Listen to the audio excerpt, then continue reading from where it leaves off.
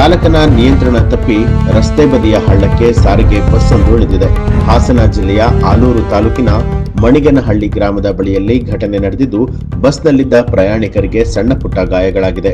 ಆಲೂರಿನಿಂದ ಪುರಭೈರವನಹಳ್ಳಿ ಮಾರ್ಗವಾಗಿ ತೆರಳುತ್ತಾ ಇದ್ದಂತಹ ಹಾಸನ ವಿಭಾಗದ KA13F2103 ನಂಬರ್ನ ಸಾರಿಗೆ ಬಸ್ ಮಳೆಯಿಂದಾಗಿ ನಿಯಂತ್ರಣಕ್ಕೆ ಸಿಗದೆ ಹಳ್ಳಕ್ಕೆ ಇಳಿದಿದೆ.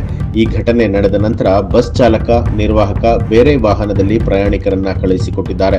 ಈ ಘಟನೆ ನಡೆದ ನಂತರ ಪೊಲೀಸರು ಸ್ಥಳಕ್ಕೆ ಭೇಟಿ ನೀಡಿ ಪರಿಶೀಲನೆ ನಡೆಸಿದ್ದಾರೆ. ಈ ಸಂಬಂಧ ಆಲೂರು ಪೊಲೀಸ್ ಠಾಣೆ ವ್ಯಾಪ್ತಿಯಲ್ಲಿ ಪ್ರಕರಣ ದಾಖಲಾಗಿದೆ.